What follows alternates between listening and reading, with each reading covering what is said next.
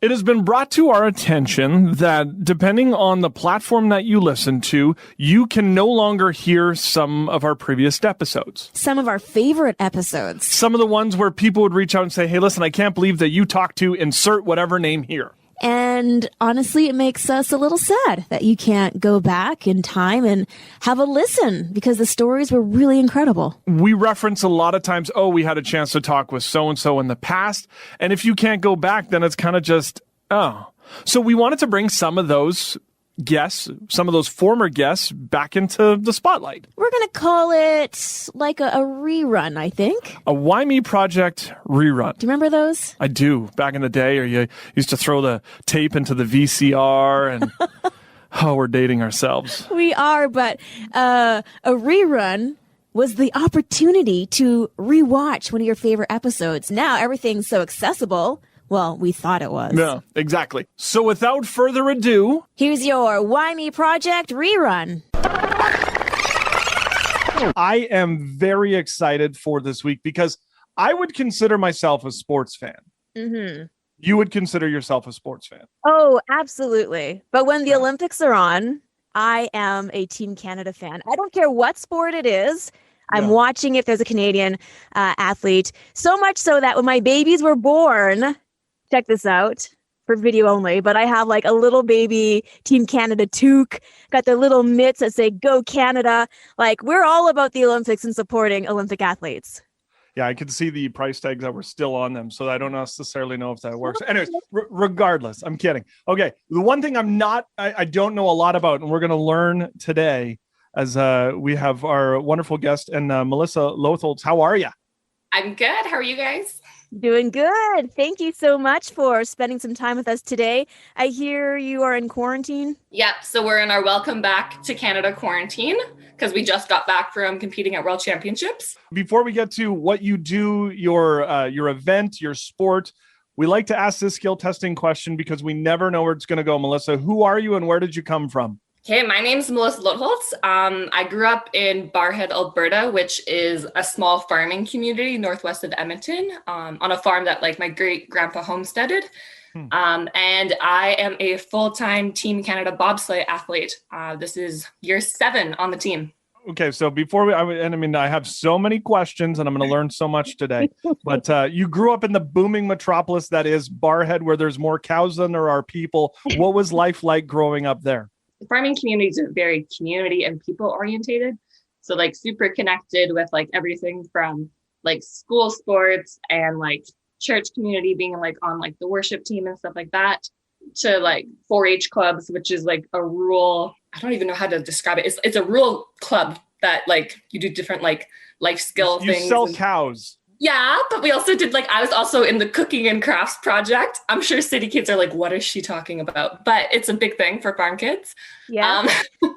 So yeah, grades, I went to a rural elementary school. There was 60 kids in the school from kindergarten to grade 6. And then I went into town for junior high school. And we had a great sporting community. There was a lot of people that have just reinvested into that community. And so we were super successful and competitive as a high school team around the province. So that kind of was, I guess, my first taste of sport. I never thought that I could do university sports, let alone Team Canada. But it was kind of open door after open door. And it all started with just high school community sports. What was the first sport that you were competing in high school? So I was a bit of a jack of all trades. Our school, because it's a smaller school, didn't have tons and tons of sports, but we did have your basics. So beginning of the year, I always did volleyball, which moved into basketball season, which half the time I did badminton season after that. Sometimes I didn't. And then you would end with track and field. And that's where I got recruited to then run at the University of Alberta. Did you think then that sports was going to be a way for your career? Or, as you're in 4-H or you come from a family farm, did you think maybe farming was what the next step was going to be? I was one of those people that changed my career a lot of times kind of growing up. Looking back now, I'm I just wanted to be an entrepreneur. It was everything from owning a shopping mall to building an amusement park to starting a business. Yeah, my grade 2 dream was to own a shopping mall. Yes. I love that. My kind of girl. But it was like this entrepreneurial kind of thread when I look back. And I did a year of music studies at Vanguard Bible College. And then after that, went to the U of A to do nutrition and food science. And the goal at that point was I was like, oh, again, wanted to like entrepreneurial thread, like work with young families. And like, what does it look like to not only like teach young moms, because I feel like moms, I guess maybe Hollie, you can attest to this, like it's such a big lifestyle change. And so it's kind of like you're relearning things as a family. So what would it look like to come alongside those families and teach like different like healthy food practices or whatever that is, and build community for these women as well. That was the dream initially. Who knows what's happening after bobsled? But I'm still an entrepreneur. I'm an athlete, which is as much a business entrepreneurial side as it is a physical demanding, let's go kick butt for Team Canada side. Yeah, it really is. As don't you guys have to deal a lot with the sponsorship side of things and trying to finance your competitions around the world? Totally. In Canada, we're funded in a couple different ways. The government gives money like directly to athletes. We get like a monthly stipend to help try and offset some costs. And then they also give money to our national sport organizations to help cover some of the costs of like coaching or international travel. But as far as like actually making an income or covering extra expenses and stuff like that, it's coming up with like event ideas or finding your own sponsors. And I think for me, it's also about like, how do you build a community? And like, I have like this really cool opportunity and platform because I'm a Team Canada athlete to get to share some of those values. So how do you take all those things and also, yeah, like inspire and move people forward? And so it's all those things wrapped into, yeah, I guess what this job is or whatever. Yeah. So you're in, you go to Vanguard, you're at the University of Alberta, and you're doing track then, or what sport, were you in multiple sports in the U of A as well? So after high school, I got recruited to do track and field. And when I was at Vanguard, I did a year of club track and field. And then from there, went into the University of Alberta and competed in track. And it was actually one of my teammates that was on the track team that she was kind of wrapping up her track career. And there's a lot of bobsled athletes that come from a track and field background. And so our coach knew the strength and conditioning coach at Bobsled Canada, and he got them connected. And he was like, you should go give this a try. And so after my first year on the team, she went and she did bobsled. So I kind of had this like firsthand seat to like, oh, what is this sport? I had no intentions or ideas before that about bobsledding. Like, what is this? I also like had this idea that I was like, oh, all Olympic athletes must start their sport when they're like 3 or something crazy. And I was in university at this time. So I'm like, oh, that ship has sailed. But yeah, so it was through track and field, because essentially bobsled as a push athlete, your job is how fast can you move something heavy? And so I was more of like a power sprinter. So if you look back at like some of the more popular sprinters, like Donovan Bailey was a very strong stature sprinter versus like our current Andre DeGrasse is more of like a poppy, I'm sure body mass wise, he's similar or smaller than me. So different styles of sprinting. I was more in the strong power sprinting side of things. So it translated great to bobsled. Yeah, we've seen the videos of you lifting. It's like watching your videos working out makes me tired. I mean, that's my job. My job is to work out. So. Yeah, but still, I'm just saying. Well, thank you. So when it comes to the working out, then if you live on a farm, are you pushing bales? Are you dragging tractors? Are you tipping over cows or running out? Like what does a training day look like for you? So most years I'll be either like down in Calgary or in Edmonton training, and you're using like what you would, I guess, call proper facilities, like a running track and a weight room. But this year with COVID, things got a little creative. So back in March, I went out to the farm and I ended up spending actually most of the summer there. And so I acquired some random equipment that I ended up using in my training. I would do like hill sprints on the gravel road, or later like would move it out into like, we have a pretty flat stretch in the bin yard. And then when it came to weights, my cousin has the local fountain tire in town. So he hooked me up with some old like tractor tires and stuff like that. So I was flipping tires or deadlifting tires. I found a scrap metal bar on the farm, and I grinded down the ends, and I had gotten like weight set from, like those chalk or sand filled ones from the 80s. Yeah. So I had gotten a set of those from my mom's friend. And so I didn't have a bar that was quite long enough for some of the lifts we wanted to do. So I posted a video on Instagram of me literally, like, I spent hours grinding the end down so I could fit it on this bar, and then it never came off. So I could do all these weights. Or I was using before that, like, oil pails, or even a bench press. I would like set up small 5-gallon pails of oil, and then like I laid one of those mats for like sliding underneath cars on top. So I had a nice erg surface to work off of. And then I had oil drums set up as like what I lifted the bar off of. And then I would do my bench press, or like resisted stuff with like use the bale fork on our tractor to like tie bands around the bale fork and then around the bar, so you could add some resistance. So yeah, it was very creative. It was fun. It was a fun challenge, because otherwise for the last decade or so, I've been doing the same kind of workouts. So this got really creative. You're No like kidding. Rocky. Pretty much. Yes.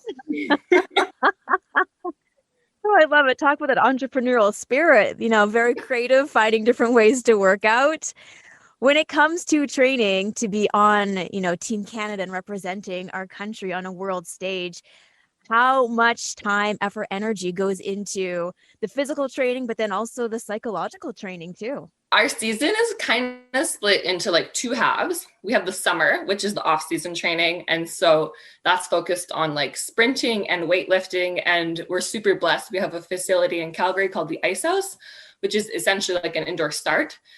And so in the summer, our training's anywhere from like 2 hours to 5 hours a day and 5 days a week. In the winter, once we're on the road, we do have a lot of the same like physical workouts, but then we have, of course, like the added training time of sliding down the hill. It's an interesting sport because it's like super intense for like a minute. A run's about a minute long, but like it's literally hours to do a minute worth of training. And so we'll like usually by the time we set up our equipment and take our equipment to the track and then go to the track, and when you're doing official training runs in a training week, essentially all the nations competing that week will like in order take one run, and then once everybody's done, take another run.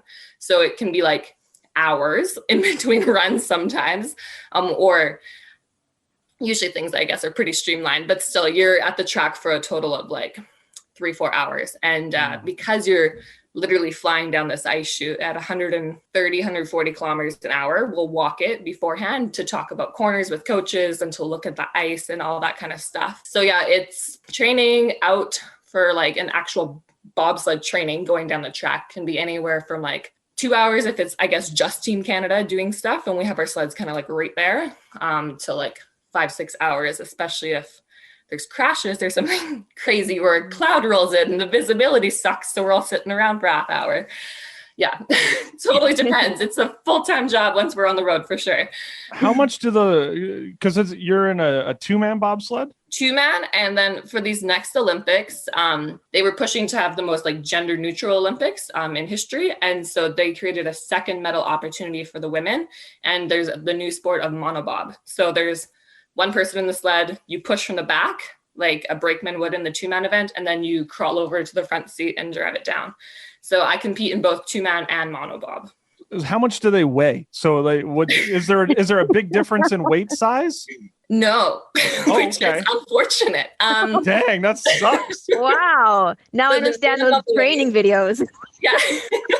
The minimum weight for a 2-man sled is 170 kilos, which is about 350 pounds. And then there's like a combined maximum that you can be. So although that's the minimum, your sled might weigh a little bit more based off of like how much your athletes weigh, because you want to be as close as you can to that maximum. In monobob, the minimum weight is 162 kilos. So a mere 8 kilos less. But again, there's that maximum weight side. So it works out that each woman can be, I think, 85 kilos in gear. And then that's what you would be to run like a minimum weight sled in monobob. I am not 85 kilos in gear. So I have the joy of adding extra weight to my sled. So my monobob is like a 2-man. It's still 170 kilos. So yeah. You put the weight on the front though, right? We put it on the back, actually. Oh, I would like, wouldn't you want to go on the front so you go down faster? So the front's already quite heavy because that's like where your steering mechanism is and all that stuff. It's the challenge with monobob is because you don't have weight in the back. It's like driving an unloaded pickup truck on ice. Your back end wants to like skid around a whole bunch. So by adding the extra weight to the back, it offers a little bit extra stability. You go from this training, you're a track star, you're running on solid ground, to now all of a sudden you're going to be hurling yourself at 140 kilometers an hour down this ice sheet, which makes no sense to me. Do you remember your very first time going down? And then what is it like now as you're at the top, ready to go? So I started the sport as a brakeman, which my job essentially was to get the sled moving as fast as possible, jump in the back, wait, pray, feel the pressure, and pull the brakes after we cross the finish line. So my first ride down would have actually been in Calgary at Canada Olympic Park. And I was going down with my teammate, Alicia Risling, was my first ever trip down the track. And I remember I was in the truck, we're driving up to the top of the track, and I'm sandwiched between two of my teammates that retired now, but like Lotholtz Brown, who's like multiple World Cup, multiple like Olympic medals, all these kinds of things. Massive dude. Other side was, I don't remember, it might have been Brian Barnett. And again, like he almost made it to the Olympics in track and field, and then he switched to bobsled. Again, like the guys in our sport are around 100 kilos plus. So they're telling you how much they hate it on the way up. I'm like, oh my goodness, this is going to be horrible. I'm like, they prepared me for the worst, which is in hindsight, I think exactly what they were doing, because I got up to the top and I'm like, I hope I don't hate this. Like naturally, I was more of an adrenaline person. Like, I don't know, the first day I went skiing, I don't know, crazy 10-year-old went down a black diamond. Don't recommend that. But like that was my personality. And I'm like, I hope I don't hate this. And so I remember it being intense, but I remember also getting to the finish line and being like, oh, that was it. And so that was my first impression going down a bobsled ride. It is super intense. Like you're pulling 3, 4, 5 Gs sometimes, which is like enough if it was sustained to like blackout. I think fighter pilots, when they're like taking off, pull like 6 or 7. So like we pull a lot of Gs sometimes. And so it feels, it's weird. It's not like a roller coaster because you don't ever get that like butterfly feeling from negative pressure. We're going downhill. So it's always like you realize that you're like, I am more flexible than I ever thought possible, because you're bent over in this like pike position in the back of a sled, kissing the ground. And you're like, okay. Now, 7 years later, I actually switched positions after the Olympics. So I'm the person in the front seat and I get to see everything on the way down. So very different mindset. Your focus, I think I'm very focused on just like what my role is and what I want to like execute. And so at the line, I'm still thinking kind of like a brakeman, because you're still pushing the sled and your biggest advantage is being super fast at the start. And so focused on that. And then like the biggest thing, as soon as I jump in, I try and take a nice deep breath, because you go from this like all out, as like hard as you can, as fast as you can push, to like the finesse of like, okay, I need to be like 6 inches higher in this corner than I was last time. Or, you know, like you're at 120, 30, 40 kilometers an hour. So it's very finesse once you get in. And so, yeah, you go from that intense deep breath. Okay, let's flow with the track. And react if things aren't going right and all that kind of stuff. So I think at the top of the hill now, I'm very relaxed. I know what's going on. I have a plan versus day one where it was like, what am I getting? You talked earlier about growing up in Barrhead and how your community is just really supportive. How supportive were they and your parents as you start to embark in this journey of being a bobsledder and representing Team Canada? I think one of my highlights from the games actually was getting to see all the pictures and words of encouragement that came from back home. And it's like such a unique experience. And part of me, you're almost like, man, I wish I was there because that looks like a lot of fun right now. But it was cool to just see like all these different like hometown businesses like putting up posters of like, go Melissa, we support you. Like the town is painted red. My church community, they did like a Team Canada Day and they sent me a picture and like everybody was pretty much in red shirts for that day. And just like the messages you get from like even peers, but like also like school kids. There was like a grade 2 or 3 class, I think, where they made me like a cute little book where they just like wished me well. And it's just like those little things where you're like, it's cool because you realize in the moment that you're like, yeah, I've been pushing myself and I've been challenging myself and I've had like the cool experience and pleasure of doing this. But it's not just about me. And I'm a part of something so much bigger than myself. And it's really cool to get to, I guess, be that leader and to encourage other people. And it's not by like, I don't know, saying or doing anything that's like different than what I'm saying or doing on a daily basis. And it's just like, it's cool by just like being me and by pushing myself and chasing after these things that I can be such an encouragement to other people to maybe they don't want to be bobsled athletes, but like, you know, just take a step out and challenge themselves and choose to do better and be better and, you know, dare to be more for themselves and for the people around them. You talk about faith and you talk about church. Was that something that you had growing up, or did it start as soon as you're on the top of the run because you're like, oh, Lord Jesus, I hope I make it down to the bottom? I mean, as a brakeman, there's a lot of faith involved because you're literally like jumping in and you're like, I have no control on the way down, which is like beautiful and scary. And you could say a perfect analogy for life. But faith for me was something that started as a kid. And I'm super blessed to have like parents and grandparents that like church was a family event. And it was something that I grew up doing and just like more and more became a part of who I was and like just a super grounding piece as I like got to step out in all these different environments. It was like church is home. I don't know. It's a piece of me that I'm like, oh yeah, it just feels so peaceful and it brings perspective to both like the highs and the lows. I think it also brings like another level to it where you're like, oh yeah, it isn't just about winning medals. It is about this like refining process of like, I think one of those things kind of leading into the last Olympics, I was in a really great position. I had come off of a back-to-back World Championship silver with my teammate Kaylee. And so it's kind of like you're going for gold. You're like, this is actually something that's feasible. And so one of the things I was challenged with in that kind of time was just this idea of like, what does it look like to do it for like to something greater than gold, and to like kind of like that refining process of what does it look like to be through this process of pushing myself in sport, become like gold myself, and something that like my community and God himself can just kind of like, you know, wear around his neck with like pride and with love and affection and be like, yeah, like the impurities have been strained out. It's been a process, but like, look at this gold medal.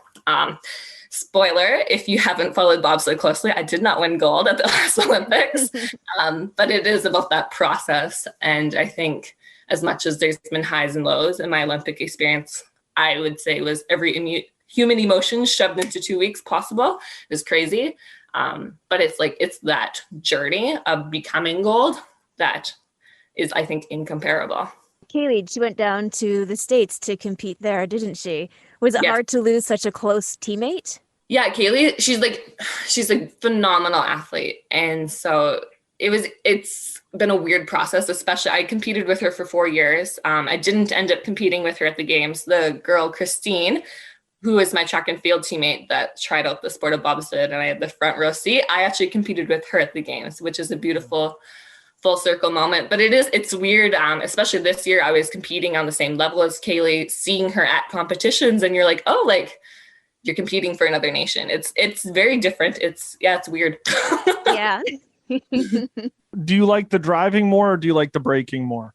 I love both in their own way. I think like I switched from being a brakeman because I was technically very good at what I was doing at that point. And so I wanted another challenge in sport. And so that's why I switched to driving, which is maybe crazy because I went from like being like elite level to being like back at a grassroots learning level. But I love, I think, the challenge of bobsled. And so I think I was just at this point where like I needed it to evolve again. So that's why I stepped into the pilot seat, and I love the challenge of driving right now. I love like the success of getting to like see those little milestones along the way of getting better and figuring out a corner. But I think like I love the challenge of pushing myself. And so, I mean, as a pilot, I still get to push at like the start line, but yeah, I don't know. They're both really unique and cool in their own way. Like your responsibilities are different. Your role is different. For me, piloting, especially monobob, you're pushing at the back like a brakeman. It's kind of like the merriment of these two disciplines. When it comes to just looking back over your career and taking a look at your life as well, we talk about why me moments. So for you, what was a why me moment? Oh, I think I have a lot of those in sport. I think there's like why me moments that you're just like humbled and in awe. And I remember like at the very beginning of my career when I was like deciding to make a go at bobsled, it was kind of like one of those humbling moments of like, why me? Like, why do I get the privilege of getting to go after something that like I love so much and getting to do it as a full-time job? Like not many people get to be an athlete and represent their country and all these different things. And then I have other days where I'm like, oh my goodness, why me? This sucks. This is hard. In the middle of nowhere and I haven't seen my family in months. Or you just like missed out on a goal or you lost a race and you're like, feels like the world is ending. You're like, why me? So I feel like, I don't know, that's the highs and lows of sport and of life. But I think there's just so many why me moments. Yeah, I mean, that's so true. Sports can be, you have the best moment, one moment, and then the next moment you're like, oh dear. But how has your faith helped you navigate some of those highs and lows? I think it's been a really like just a grounding spot for me. And it's like this perspective to come back to, whether it's been like a really awesome high moment or like a devastating low. It's kind of like a piece that brings perspective back to like, this idea of like, greater than gold. Why am I doing this? It's not just about the medals. It's not just about the highs or just about, overcoming the lows. It is about like this process of becoming something and also getting to like, I guess, share that with other people. And so my faith, I think, has been something where I've continued to like, I guess, work out the tension of what does it look like to like be super invested in something and also like surrender it because you don't control the outcome at the same time. So it's been a space of like sport is almost like where I work out my faith sometimes, and I'm challenged to trust and challenged to walk by faith and to challenge to also be faithful and disciplined because you don't get to the top in sport without those things. I have so many other questions. I know that Hollie asked your why me question, but I have so many other ones.